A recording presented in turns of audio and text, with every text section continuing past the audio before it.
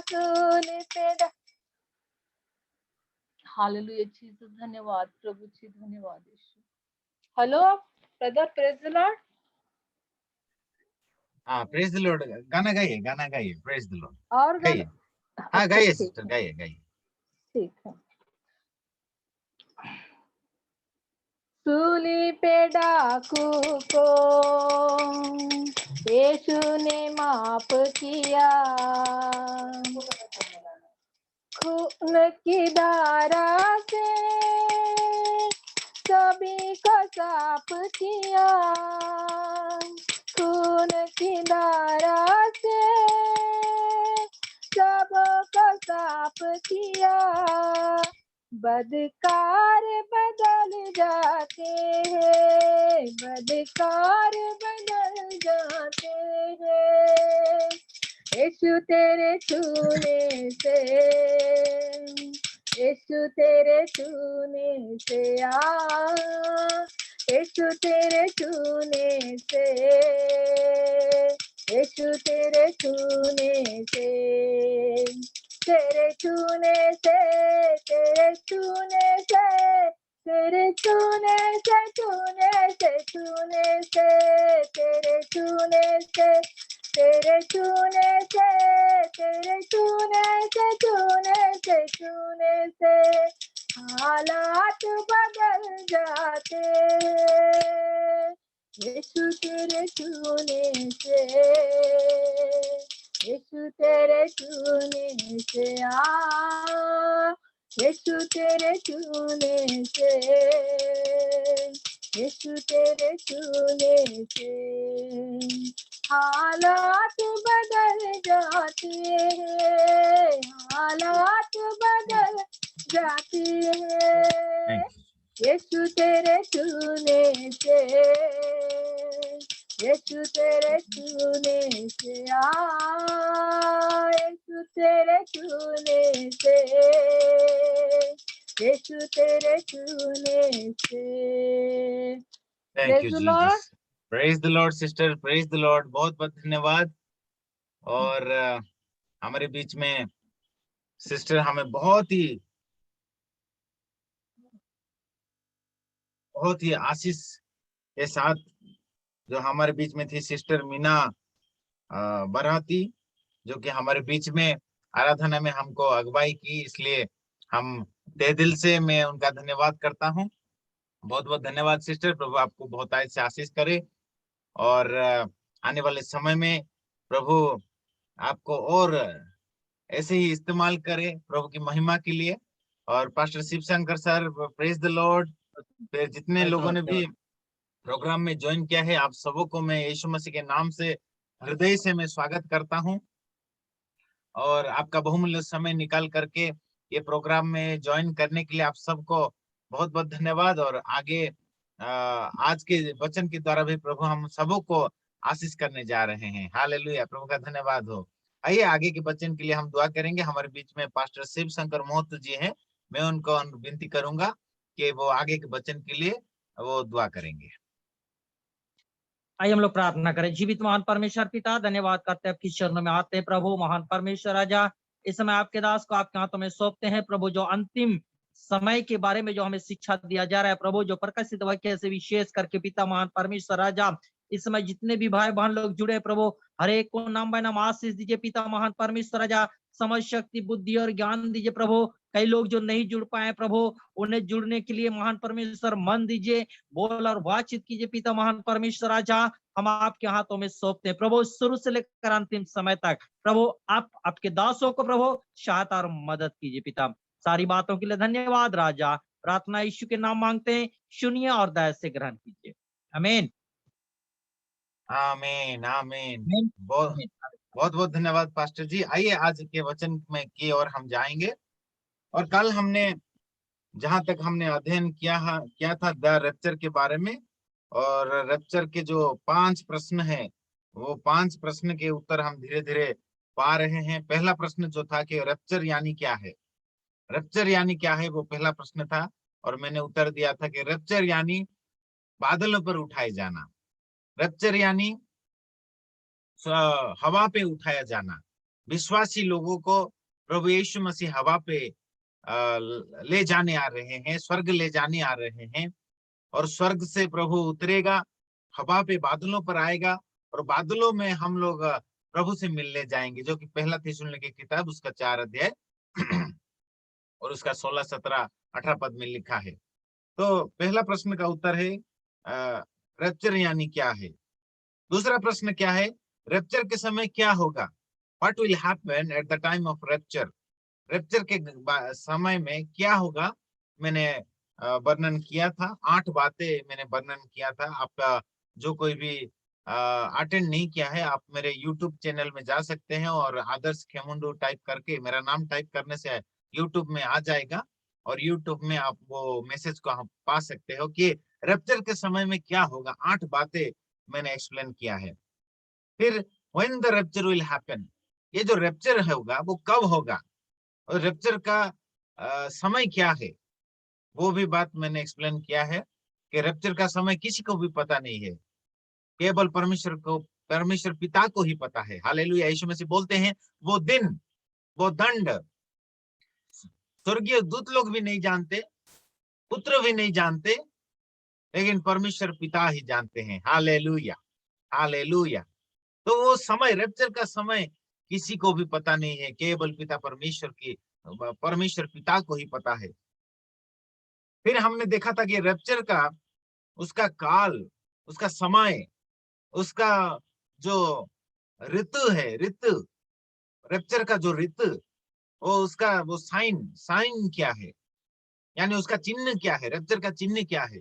हमने देखा था कि नूहा के समय में जैसा हुआ था कि लोग सब अपने कार्य में व्यस्त थे, लोग घर बनाते हुए, लोग शादी करते हुए ऐसे व्यस्त में थे, और अचानक बारिश, जल प्रलय आ गया।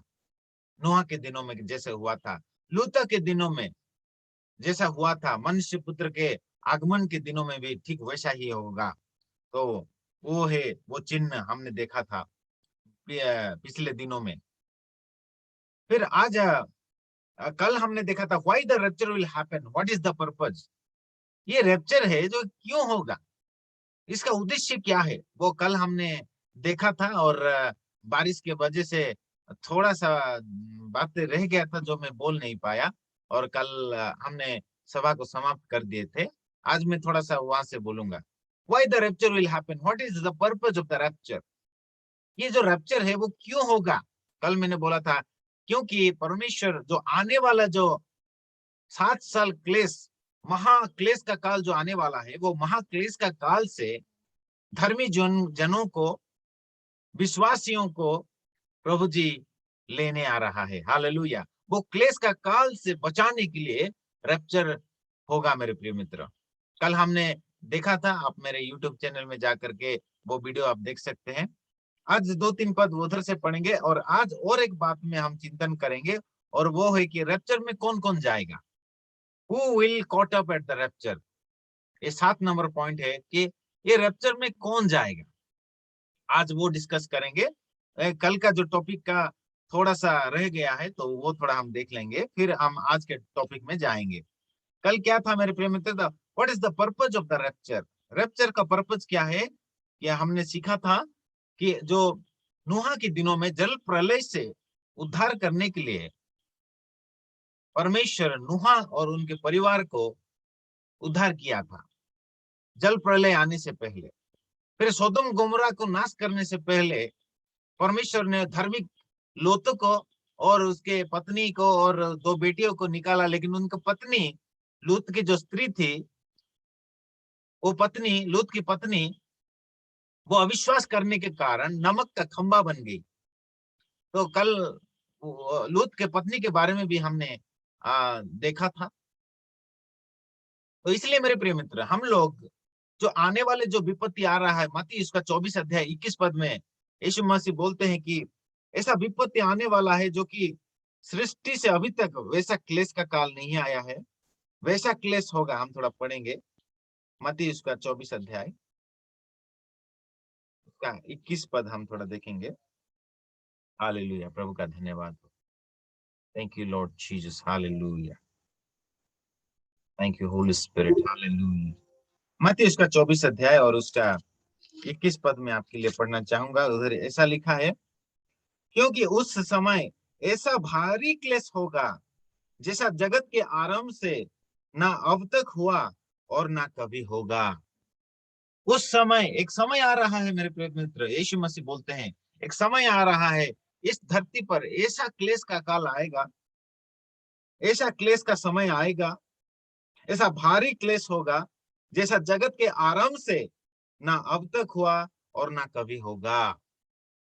इसका मतलब है मेरे प्रिय मित्र, नूहा के समय में जो जल प्रलय का क्लेश था उससे भी ज्यादा, सोदोम गोमरा में जो अग्नि का बारिश हुआ था उससे भी ज्यादा क्लेश का काल आने वाले समय में आने वाला है मेरे प्रिय मित्र, जो कि प्रकाशित वाक्य उसका 6 अध्याय से लेकर 18 अध्याय तक वो वर्णन किया गया है। वो क्लेश का काल, वो क्लेश के काल के विषय में प्रकाशित वाक्य 6 अध्याय से लेकर के 18 अध्याय तक वो वर्णन किया गया है। उधर 7 मोहर, 7 तूरी और 7 लोटे, जो कि परमेश्वर के क्रोध से भरा हुआ लोटा वो उंडेला जाएगा इस धरती पर।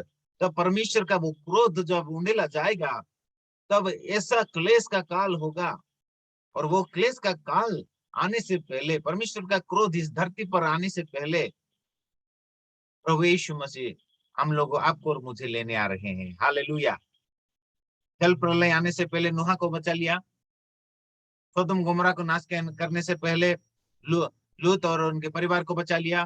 ठीक उसी तरह 7 साल का क्लेश आने से पहले, महाक्लेश आने से पहले प्रभु आपको और मुझे लेने आ रहे हैं। That is the purpose of the rapture, और वही है रैप्चर का उद्देश्य मेरे प्रिय मित्र। हालेलुया, प्रभु का धन्यवाद हो। हम लोगों को क्लेश में प्रभु नहीं छोड़ेगा, क्लेश से निकालने के लिए प्रभु आ रहे हैं। लू का लिखित सुसमाचार उसका 21 अध्याय, लू का लिखित सुसमाचार उसका 21 अध्याय उसका 34 से 36 पद तक हम देखेंगे। प्रभु का धन्यवाद हो, हालेलुया। लू का उसका 21 और उसका 34 से 36 तक हम देखेंगे। Luke chapter 21 verse 34 to 36, Hindi में पढ़ रहा हूं। इसलिए सावधान रहो, ऐसा ना हो कि तुम्हारे मन खुमार और मतवालेपन और इस जब जीवन की चिंताओं से सुस्त हो जाए, और वो दिन तुम पर फंदे के समान अचानक आ पड़े। प्रभु का जो आगमन है, गुप्त आगमन है, वो फंदे के समान आएगा मेरे प्रिय मित्र, फंदे के समान अचानक आ पड़े, क्योंकि वो सारे पृथ्वी के सब रहने वालों पर इसी प्रकार आ पड़ेगा। सारे पृथ्वी पर, सारे पृथ्वी के रहने वालों पर एक फंदे के समान प्रभु का आगमन होने वाला है, गुप्त आगमन। इसलिए यीशु मसीह बोलते हैं, देखो मैं शीघ्र आने वाला हूं, मैं चोर के समान आऊंगा। इसलिए जागते रहना, इसलिए सावधान रहो, ऐसा ना हो कि तुम्हारे मन खुमारे और मतवालेपन और इस जीवन की चिंताओं से सुस्त हो जाए। आज हम लोग देख पा रहे हैं मेरे प्रिय मित्र, बहुत सारे मसीही इस जीवन की चिंताओं में सुस्त हो गए हैं। बहुत सारे मसीही मतवालेपन में वो लोग रह गए हैं। बहुत सारे मसीही आज जीवन की चिंताओं में लगे रहे हैं, क्या खाएंगे, क्या पिएंगे, कैसा घर बनाएंगे, कैसा पैसा कमाएंगे। पैसे के पीछे दौड़ रहे हैं मेरे प्रिय मित्र, जो कि मसीह के लिए हानि का कारण है। पैसा हमको उधार नहीं दे सकता मेरे प्रिय मित्र, पैसा हमको रैप्चर में ले जा नहीं सकता। हम जितना भी धन कमा ले, वो धन हमको छोड़ करके जाना होगा। इसलिए बाइबल में लिखा है, जो कोई भी धन का लोभी है तो वो परीक्षा में पड़ता है, फंदे में पड़ता है। इसलिए धन का लोभी मत होना। ये जो धन है ये परमानेंट धन नहीं है, ये टेम्पररी धन है, ये क्षणस्थायी धन है। ये जो पैसा है ये परमानेंट पैसा नहीं है, ये आज है कल नहीं रहेगा। इसलिए पैसे के पीछे मत भागना मेरे प्रिय मित्र। प्रभु यीशु मसीह उनके वचन में बोलते हैं, पैसा के पीछे मत भागना, धन को लोभ मत करना। याकूब की किताब में लिखा है, जो पैसे के पीछे जाते हैं, जो पैसे के लिए लोभी होते हैं, वो लोग परीक्षा में गिरते हैं। इसलिए मेरे प्रिय मित्र, मैं आपको उत्साहित करना चाहूंगा, इन दिनों हम आत्मिक धन के पीछे दौड़े। हालेलुया। और वो आत्मिक धन कौन है? यीशु मसीह। ताली बजाकर प्रभु का धन्यवाद करेंगे। हालेलुया। धन्यवाद प्रभु जी। हालेलुया। हम लोग आत्मिक धन के पीछे दौड़े मेरे प्रिय मित्र, जो कि अनंत काल तक वो रहेगा। वो धन, वो है आत्मिक धन। हालेलुया। वो है यीशु मसीह। यीशु मसीह हमारा आत्मिक धन है मेरे प्रिय मित्र। यीशु मसीह हमारा परमानेंट धन है। इंग्लिश में लिखा है, He is the eternal riches, glorious riches for every believer. Hallelujah. Yeshu Masih के पीछे जाएंगे मेरे प्रिय मित्र, तो हमको अनंत धन मिलेगा। हालेलुया। आत्मिक धन हमको मिलेगा। जीवन का मुकुट प्रभु हमको देगा। अनंत काल तक हम जीवित रहेंगे। लेकिन अगर जगत की चिंताओं में अगर हम सुस्त हो जाएंगे, और वो दिन, यीशु मसीह का वो दिन, वो गुप्त आगमन फंदे के समान होगा। लिखा है 35 पद में, क्योंकि वो सारी पृथ्वी के सब रहने वालों पर इस प्रकार आ पड़ेगा। इसलिए जागते रहो और हर समय प्रार्थना करते रहो। जागते रहो और हर समय प्रार्थना करते रहो। जागते रहो और हर समय प्रार्थना करते रहो कि तुम इन सब आने वाली घटनाओं से बचने और मनुष्य के पुत्र के सामने खड़े होने के योग्य बनो। हालेलुया। मेरे प्रिय मित्र, ध्यान से सुनना, बहुत ही गहरी बातें हैं, बहुत ही इंपॉर्टेंट, महत्वपूर्ण बातें हैं। मैं अभी बोलना चाहूंगा। ये जो 36 पद बहुत ही इंपॉर्टेंट है। इधर लिखा है, देखो परमेश्वर का, प्रभु यीशु मसीह का आगमन एक फंदे के समान होगा, चोर के समान होगा। वो दिन और वो दंड कोई भी नहीं जानता, केवल परमेश्वर पिता ही जानता है कि वो गुप्त आगमन कब होगा। अचानक होगा, फंदे के समान होगा। इसीलिए तुम जागते रहो और हर समय प्रार्थना करते रहो। ये दो चीज मेरे प्रिय मित्र वेरी इंपॉर्टेंट। जागते रहो और हर समय प्रार्थना करते रहो। रप्चर में जाने का क्वालिफिकेशन देखिए। अगर हमको रप्चर में जाना है, हमको बादलों पर अगर उठाए जाना है, यीशु मसीह जब आएंगे बादलों पर, अगर हम जाना चाहते हैं, तो पहली बात हमको करना है वो है जागते रहना है। ये क्या जागना है मेरे प्रिय मित्र? ये जागने का अर्थ क्या है? क्या हमको रात को सोना नहीं है क्या? क्या प्रभु हमको सोने के लिए मना कर रहे हैं क्या? नहीं मेरे प्रिय मित्र, जागते रहो यानी आत्मिक जीवन में जागते रहो। आत्मिक जीवन में ठंडा ना पड़ जाओ। आत्मिक जीवन में हर समय आत्मा में भरे रहो। आत्मिक जीवन में जागते रहो। बहुत सारे लोग आत्मिक जीवन में अभी सो गए हैं, आत्मिक जीवन में ठंडे पड़ गए हैं। बहुत सारे लोगों का जो दिया है वो बुझ गया है। और बहुत सारे विश्वासियों का दिया, आत्मिक दिया बुझ गया है। अब अगर आप प्रकाशित वाक्य उसका 2 अध्याय पढ़ेंगे, उधर लिखा है, तुम्हारा दिया जलते रहे। प्रकाशित मत्ती उसका 25 अध्याय में अगर आप देखेंगे, थोड़ा हम मत्ती 25 अध्याय में थोड़ा भी जाएंगे और उधर से एक बात को हम सीखेंगे। धन्यवाद प्रभु जी। हालेलुया। अगर जिसके पास बाइबल है मेरे साथ निकालिएगा। मत्ती लिखित सुसमाचार उसका 25 अध्याय उसका 1 से 13 पद तक आप बाद में पढ़िएगा। मैं एक दो बात मैं यहाँ पर आपको बताऊंगा। देखिए, इधर 10 कुंवारियों के विषय में लिखा गया है, जो कि मसाले लेकर दूल्हे से भेंट करने को निकली। मसाले लेकर, और उनमें से 5 मूर्ख और 5 समझदार थी। जो 5 समझदार कुमारियों थी, वो 5 समझदार कुमारियों ने क्या किया ना, मसालों के साथ अपनी कुपियों में तेल भी भर लिया। जब दूल्हे के आने में देर हुई तो वे सब ऊँघने लगी और सो गई। आधी रात को धूम मची, देखो दुल्हा आ रहा है, उससे भेंट करने के लिए चलो। तब वे सब कुबारियां उठकर अपनी मसालों ठीक करने लगी, और मूर्खों ने समझदारों से कहा, अपने तेल में से कुछ हमें भी दो, क्योंकि हमारी मसालों बुझी जा रही है। वो मूर्खों ने क्या बोला? मूर्खों कुमारियां ने बोला कि हमारी मसालों बुझी जा रही है, यानी हमारा जो दिया है वो बुझ रहा है, हमारा दिया वो बंद हो जा रहा है, हमारा दिया ठंडा पड़ जा रहा है, हमारा दिया वो जल नहीं रहा है, इसलिए हमको थोड़ा तेल दो बोल के वो मूर्ख कन्याएं वो मांगने लगे। और मूर्ख ने समझदारों से कहा, अपने तेल में से कुछ हमें भी दो, क्योंकि हमारा मसाला बुझी जा रही है। परंतु समझदारों ने उत्तर दिया, कदाचित ये हमारे और तुम्हारे लिए पुराना हो, भला तो ये है कि तुम बेचने वालों के पास जाकर अपने लिए मोल ले जा लो। जब वे मोल लेने को जा रहे थे तो दूल्हा आ पहुंचा, और जो तैयार थी वे उसके साथ विवाह के घर में चली गई, और द्वार बंद किया गया। इसके बाद वे दूसरी कुंवारियों भी आकर कहने लगी, हे स्वामी, हमारे लिए द्वार खोल दे। उसने उत्तर दिया, मैं तुमसे सच कहता हूँ, मैं तुम्हें नहीं जानता। इसलिए जागते रहो, क्योंकि तुम ना उस दिन को जानते हो, ना उस घड़ी को।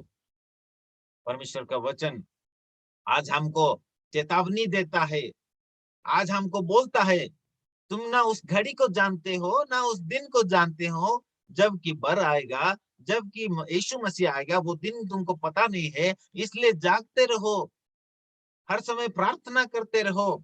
ये जागते रहने का अर्थ क्या है मेरे प्रिय मित्र? ये जागते रहने का अर्थ है हमारा आत्मिक दिया कभी बुझना नहीं चाहिए, हमारा आत्मिक दिया हर समय यीशु मसीह में जलना चाहिए। ताली बजाकर प्रभु का धन्यवाद करेंगे। हालेलुया।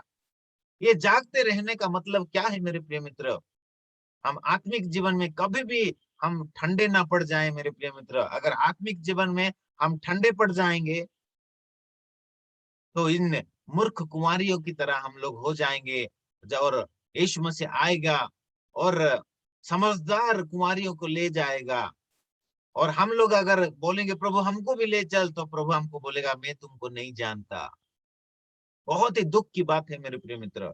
इसलिए हमको जागते रहना है। चलिए फिर से लूका लिखित सुसमाचार उसका 21 अध्याय और उसका 36 पद। इसलिए जागते रहो और हर समय प्रार्थना करते रहो। जागते रहने का अर्थ है हमको रात के समय भी जाग करके थोड़ा प्रार्थना करना है मेरे प्रिय मित्र। हालेलुया। क्योंकि यीशु मसीह भी जब धरती पे थे तो वो रात रात भर वो दुआ करते थे, सुबह दुआ करते थे, शाम को दुआ करते थे। और प्रार्थना करना बहुत ही जरूरी है। पहली बात है कि आत्मिक जीवन में हमको ठंडा नहीं पड़ना है, जागते रहना है। हमारा दिया बुझना नहीं चाहिए, हमारा दिया जले रहना है। हम हर दिन आत्मा में भरना है मेरे प्रिय मित्र। हालेलुया। विश्वास में बढ़ना है, प्रभु का अनुग्रह में बढ़ना है, प्रभु के प्रेम में बढ़ना है। ये तीन बातों में हमको हर दिन बढ़ना है। पहली बात है परमेश्वर के अनुग्रह में बढ़ना है। दूसरी बात है परमेश्वर के ऊपर विश्वास में हमको बढ़ना है। बड़ा विश्वास हमारा होना है, छोटा विश्वास काम नहीं देगा। छोटा विश्वास से हमारा विश्वास धीरे धीरे बढ़ना चाहिए मेरे प्रिय मित्र। और विश्वास बढ़ने का तरीका क्या है? रोमी उसका 10 अध्याय 17 पद में लिखा है कि विश्वास परमेश्वर के वचन के सुनने से आता है। Faith comes by the hearing of the word of God. विश्वास परमेश्वर के वचन एक दिन सुनने से नहीं होगा मेरे प्रिय मित्र, बारंबार हर दिन सुनना है। उधर लिखा है कंटिन्यू, इंग्लिश में लिखा है continue hearing of the word of God. हर दिन परमेश्वर का वचन सुनने से हमारा विश्वास धीरे धीरे बढ़ता है। हालेलुया। क्योंकि विश्वास कहां से आता है? परमेश्वर के वचन को सुनने से विश्वास आता है। प्रभु का धन्यवाद हो। हालेलुया। इसलिए मेरे प्रिय मित्र हमको समय को निकालना है परमेश्वर के वचन को सुनने के लिए। और जितना ज्यादा हम परमेश्वर के वचन को सुनेंगे उतना ज्यादा हमारा विश्वास बढ़ते बढ़ते बढ़ते जाएगा। प्रभु का धन्यवाद हो। बाइबल में सूबेदार के विषय में लिखा है, आपको पता है, यीशु मसीह ने बोला इस्राएल के अंदर ऐसा विश्वास, ऐसा बड़ा विश्वास मैंने किसी में भी नहीं पाया। फिर एक कनानी का वो स्त्री, कनानी का वो स्त्री थी, वो कनानी के स्त्री के बारे में भी यीशु मसीह बोलते हैं कि ऐसा विश्वास मैंने किसी में भी नहीं पाया, इतना बड़ा विश्वास।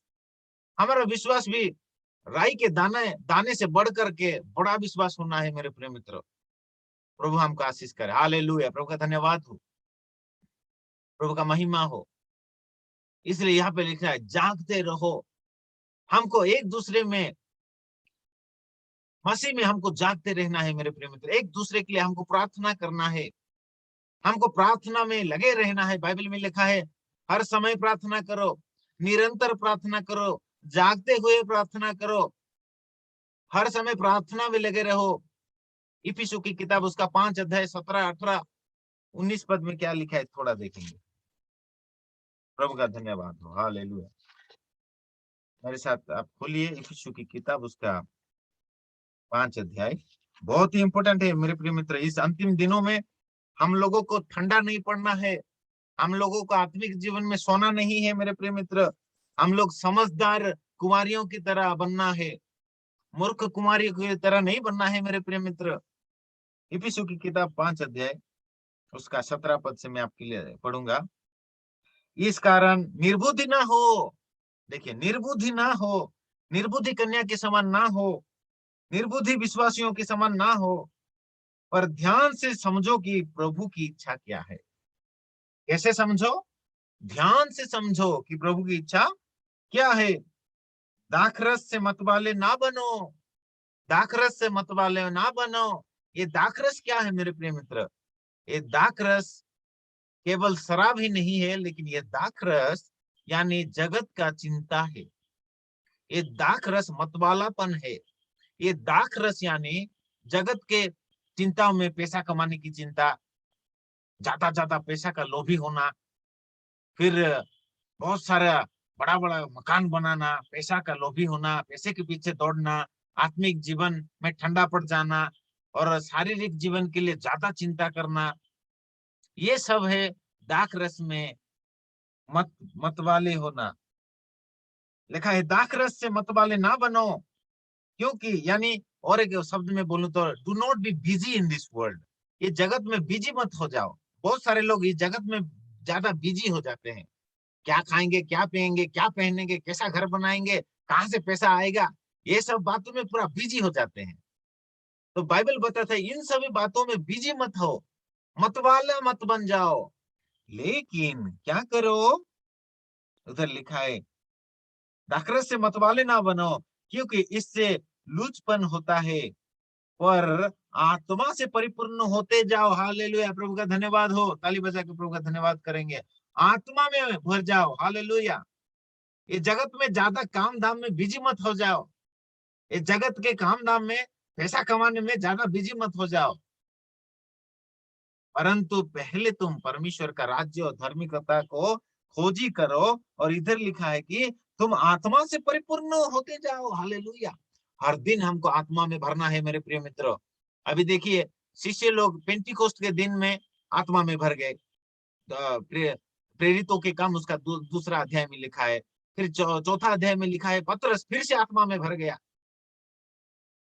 और वो सारे शिष्य लोग फिर से दुआ कर रहे थे, और वो लोग फिर से आत्मा में भर गए और साहस के साथ परमेश्वर का वचन वो लोग प्रचार किए। 6 अध्याय में आप देख सकते हैं 7 ऐसे जनों को उन्होंने चुना। वो 7 लोग परमेश्वर के विश्वास में और आत्मा में भरे हुए थे और परमेश्वर के ज्ञान में भरे हुए थे। उनमें से फिलिपो और स्टीफन ये दोनों भी आत्मा में भरे हुए थे। आप देख सकते हैं 7 अध्याय में भी देख सकते हैं स्टीफन आत्मा में भरा हुआ परमेश्वर का दास था। 9 अध्याय में देख सकते हैं पौलुस भी आत्मा में भर गया। 10 अध्याय में देख सकते हैं कुरनेलियो के घर में सब लोग आत्मा में भर गए। फिर आप 13 अध्याय में देख सकते हैं वो लोग जब दुआ कर रहे थे 13 अध्याय में, तो उधर भी आत्मा में वो लोग भर गए और आत्मा ने उनको बोला कि पौलुस और बरनबा को तुम लोग अभिषेक करके भेजो कि वो लोग अन्य जातियों में सुसमाचार प्रकट करें। फिर आप देख सकते हैं 16, 17 और 19 अध्याय में देख सकते हैं वहां पे भी लोग पवित्र आत्मा में भर गए। तो प्रेरितों के काम में आप पूरा पढ़ के आप देख सकते हैं कि हर दिन शिष्य लोग प्रार्थना में लगे रहते थे। हर दिन शिष्य लोग शिक्षा में लगे रहते थे, परमेश्वर के वचन की शिक्षा में लगे रहते थे। हर दिन शिष्य लोग आत्मा में भरते थे, प्रभु का आराधना करते थे मेरे प्रिय मित्र। इसलिए इधर लिखा है इफिसियों की किताब उसका 5 अध्याय उसका 18 पद में लिखा है, ये दाखरस से मत वाले मत बनो, क्योंकि इससे लुचपन होता है, पर आत्मा से परिपूर्ण होते जाओ और आपस में भजन और स्तुति गान और आत्मिक गीत गाया करो और अपने अपने मन में प्रभु के सामने गाते और कीर्तन करते रहो और सदा सब बातों के लिए हमारे प्रभु यीशु मसीह के नाम से परमेश्वर पिता का धन्यवाद करते रहो। मसीह के भय से एक दूसरे के अधीन रहो। यहाँ पे 5 बातें लिखा है मेरे प्रिय मित्र, जो कि हमको करना है। 5 बातें। पहली बात क्या है कि हमको दाख रस से यानी बिजी, ये जगत में ज्यादा बिजी नहीं होना है, पहला बात। दूसरा बात क्या है, हमको जो 17 पद में लिखा है निर्बुद्धि ना होना है। बहुत सारे लोग, विश्वासी लोग आजकल निर्बुद्धि हो जा रहे हैं, मूर्ख के समान काम कर रहे हैं। क्या कर रहे हैं वो लोग? जगत में पैसों को पीछे भाग रहे हैं। वो लोग अपना टाइम पैसों को पीछे लगा रहे हैं। जगत की चिंताओं में वो लोग मतवालेपन बन गए हैं। लेकिन प्रभु बोलते हैं, प्रभु का आगमन जो निकट हो रहा है, फंदे के समान आएगा, इसलिए जागते रहो और हर समय प्रार्थना में लगे रहो। आत्मिक जीवन में ठंडा मत पड़ जाओ। फिर दूसरा बात जो इधर लिखा है, पहला बात जो है वो है बिजी मत हो जाओ, इस जगत की चिंताओं में बिजी मत हो जाओ। दूसरा बात है आत्मा में भर जाओ, आत्मा में भर जाओ। फिर तीसरा बात है भजन और स्तुति गान और आत्मिक गीत गाया करो। तीसरा बात क्या है? भजन किया करो, स्तुति गीत गाया करो। और 4 नंबर बात है आत्मिक गीत गाया करो। इंग्लिश में लिखा है सिंगिंग स्पिरिचुअल सॉन्ग्स, आत्मिक गाना गाया करो। आज बहुत सारे मसीही, आपको पता है, वो लोग फिल्मी गाना गाते हैं, फिल्म का गाना गाते हैं, सिनेमा का गाना गाते हैं।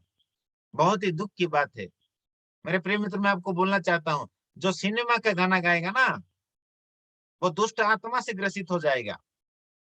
लेकिन जो आत्मिक गाना गाएगा, जो प्रभु का स्तुति गाना गाएगा, आराधना करेगा, वो आत्मा से भर जाएगा। ताली बजाकर प्रभु का धन्यवाद करेंगे। हालेलुया, रोबा राबाना का सारा ला रबा। Thank you Lord. बहुत सारे मसीह को आप देख पाओगे, उनको दुष्ट आत्मा से वो लोग ग्रसित हुए होंगे। क्यों? उसका कारण क्या है? क्योंकि आजकल बहुत सारे जो युवाएं और युवतियां मसीह में, वो लोग क्या करते हैं ना, ईयरफोन लगा देते हैं कान में, फोन में ईयरफोन लगा देते हैं, और माता पिता भी नहीं जानते कि वो क्या गाना सुन रहा है। वो प्रभु का गाना सुन रहा है या फिल्म का गाना सुन रहा है। माता पिता भी नहीं जानते। वो ईयरफोन आजकल आता है ना, कान में लगा देते हैं तो बाहर कुछ आवाज सुनाई नहीं देता, और वो गाना सुन सुन के वो लोग पवित्र आत्मा से नहीं भरेंगे, वो लोग दुष्ट आत्मा से भर जाएंगे। लेकिन बाइबल में लिखा है पवित्र आत्मा में भर जाओ। हालेलुया, आत्मा में भर जाओ। आत्मा में भरने के लिए हमको आत्मिक गीत गाना है, हमको स्तुति गीत गाना है, हमको आराधना का गीत गाना है, तब हम लोग आत्मा से भर जाएंगे। हालेलुया, प्रभु का धन्यवाद हो। बहुत सारे मसीह दुष्ट आत्मा से भर जाते हैं। उसका कारण है वो लोग आत्मिक गीत ना सुनकर वो लोग ज्यादा फिल्म का गीत सुनते हैं, सिनेमा का गीत सुनते हैं, ज्यादा फिल्म देखते हैं, और वो उसके कारण उनके कान के अंदर से बस वो फिल्म का गाना भरा हुआ रहता है, और मुंह से भी वही फिल्म का गाना ही निकलता है। वो कभी कभी यीशु मसीह का गाना गाऊंगा बोल के फिल्म का गीत गा देते हैं। पिक्चर का गीत गा देते हैं, हिंदी मूवी, हिंदी सिनेमा का गीत गा देते हैं। बहुत ही दुख की बात है। इसलिए वो लोग दुष्ट आत्मा से ग्रसित होते हैं। आप लोगों ने बहुत सारे ऐसे लोगों को देखा होगा, वो विश्वासी होगा लेकिन वो दुष्ट आत्मा से ग्रसित होगा। उसका कारण क्या है? क्योंकि उसने अपने हृदय में परमेश्वर का गीत का स्थान नहीं दिया, दुष्ट आत्माओं के गानों को स्थान दिया, इसलिए वो दुष्ट आत्मा से भर गया। लेकिन अगर हम हमारे हृदय के साथ सच्चाई से, पूरे मन से जब हम आत्मिक गाना गाएंगे, तो हम लोग आत्मा में भर जाएंगे मेरे प्रिय मित्र। हालेलुया, प्रभु का धन्यवाद हो। अगर आप आत्मा में भरना चाहते हैं तो आत्मिक गीत गाइए मेरे प्रिय मित्रों। फिर जो 5वीं बात इधर लिखा है बहुत ही इंपॉर्टेंट है। आप बाइबल ये बात जो 17 पद से लेकर 21 पद तक और बाद में आप स्टडी कीजिएगा और ये सब बातें आप अपने जीवन में कीजिएगा मेरे प्रिय मित्र। आत्मा में आप लोग ठंडे नहीं पड़ोगे, आत्मा में आप लोग हर समय जलते रहोगे। हालेलुया, आपका दिया हर समय जलता रहेगा।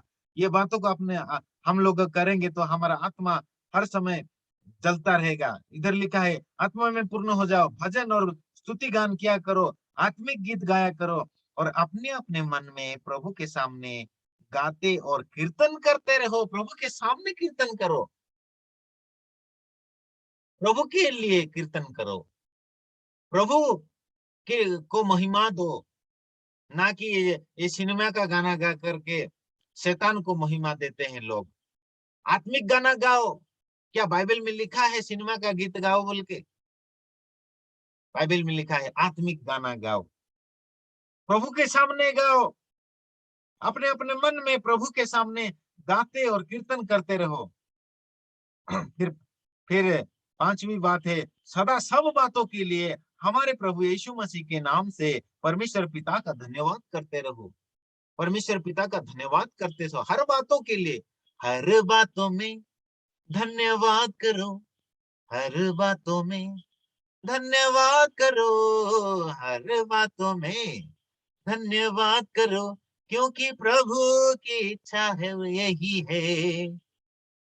रोटी हो बे दो तो धन्यवाद करो, सॉरी मछली हो बे दो तो धन्यवाद करो, रोटी हो बे 5 तो धन्यवाद करो, रोटी हो बे 5 तो धन्यवाद करो, मछली हो बे 2 तो धन्यवाद करो, क्योंकि प्रभु की इच्छा यही है।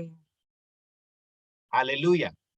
मेरे प्रिय मित्र, आज हमारे जीवन में थोड़ा सा भी हो तो प्रभु को धन्यवाद करो, ज्यादा हो तो प्रभु का धन्यवाद करो, थोड़ा हो तो प्रभु का धन्यवाद करो, हर समय प्रभु का धन्यवाद करो, क्योंकि प्रभु की इच्छा यही है। यीशु मसीह के नाम से परमेश्वर पिता का हर समय तुम धन्यवाद करते रहो। आज बहुत सारे मसीही परमेश्वर को धन्यवाद नहीं करते, लेकिन परमेश्वर को दोषी करते हैं, परमेश्वर को कंप्लेन करता है। इसराइलियों ने वो सुफ सागर जो 2 भागा प्रांत में जंगल में जब मूसा इसराइलियों को लेकर आ रहा था तो वो लोग कुड़कुड़ाने लगे। परमेश्वर के दास मूसा के विरोध में वो लोग कुड़कुड़ाने लगे और परमेश्वर के विरोध में भी वो लोग कंप्लेन करने लगे, परमेश्वर को दोषी करने लगे। तब क्या हुआ मेरे प्रिय मित्र? हारून के जो कोरह का जो संतान थे वो लोग सब लोग, वो पृथ्वी फट गया, धरती फट गया, वो लोग सब अंदर धस गए और सब लोग अंदर घुस गए और सब लोग मर गए। कभी भी परमेश्वर को कंप्लेन मत करना मेरे प्रिय मित्र। पौलुस और सीला इतना मार खाए, प्रेरितों के काम 16 अध्याय में बाद में पड़ेगा, इतना मार खाए फिर भी वो लोग कंप्लेन नहीं किए मेरे प्रिय मित्र। हर समय मार खाए, उनका शरीर से खून बहने लगा, उनका शरीर फट गया, वो चाबुक से मार खाए और उनको जेल के अंदर उनको रख दिया गया, उनके हाथों में उनके पैरों में कड़ी लगा दी गई, फिर भी उन्होंने परमेश्वर को कंप्लेन नहीं किया, परमेश्वर को निंदा नहीं की, लेकिन परमेश्वर का धन्यवाद स्तुति करने लगे। और क्या हुआ मेरे प्रिय मित्र? उसका फल क्या हुआ? वो जेल के दीवारें सब थरथराने लगी और उनके जो कड़ी सब उनसे छूट गए, वो लोग पूरा रिलीज हो गए और आश्चर्यकारी हुआ मेरे प्रिय मित्र, और वो लोग सब वो बाहर आ गए। इस आश्चर्यकारी होता है मेरे प्रिय मित्र, जब हम हर समय प्रभु का आराधना करते हैं तो ऐसा महिमा का कार्य होता है, आश्चर्य का कार्य होता है। इसलिए कभी भी परमेश्वर को कंप्लेन नहीं करना। तो आइए लूका लिखित सुसमाचार फिर से जाएंगे, उसका 21 अध्याय हम देख रहे हैं 36 पद। इसलिए जागते रहो और हर समय प्रार्थना करते रहो कि तुम इन सब आने वाली घटनाओं से, जो आने वाला जो काल है, आने वाला जो महाक्लेश का काल है, आने वाली घटनाओं से बचने और मनुष्य के पुत्र के सामने खड़े होने के योग्य बनो। जो यीशु मसीह रैप्चर में आएगा, बादलों पर हवा पे आएगा, तो उनके सामने खड़े होने के लिए योग्य बन सको, इसीलिए इसीलिए तुम जागते रहो और प्रार्थना हर समय प्रार्थना करते रहो। आत्मिक जीवन में तुम्हारा दिया बुझने मत देना, दिया जलना रहना चाहिए। समझदार कन्याओं कुमारियों की तरह हम लोग होना है, निर्बुद्धियों की तरह हम लोग को नहीं होना है मेरे प्रिय मित्र। हमको आत्मिक जीवन में हमारा दिया जलते ही रहना है, बुझने मत देना। और इसके लिए आपको आत्मिक गीत गाना है, प्रभु की आराधना में लगे रहना है, मसीह में लगे रहना है, हर समय प्रभु को धन्यवाद देना है, आत्मिक गाना गाना है। और इस जगत के चिंताओं में सुस्त नहीं होना है, बिजी नहीं हो जाना है, समय निकालना है प्रभु के लिए, आत्मिक बातों के लिए। हालेलुया। ये तो आने वाली घटनाओं से जो 7 साल का महाक्लेश आने वाला है, वो क्लेश आने से पहले प्रभु अपने हर एक दास दासियों को, विश्वासियों को लेने आ रहा है, बचाने आ रहा है वो क्लेश के काल से पहले। इसलिए हमको तैयार रहना है मेरे प्रिय मित्रों। हालेलुया। और जब मनुष्य पुत्र आ जाएगा तो उनके सामने खड़े होने के हम योग्य बन सके। प्रभु का धन्यवाद हो, प्रभु का महिमा हो।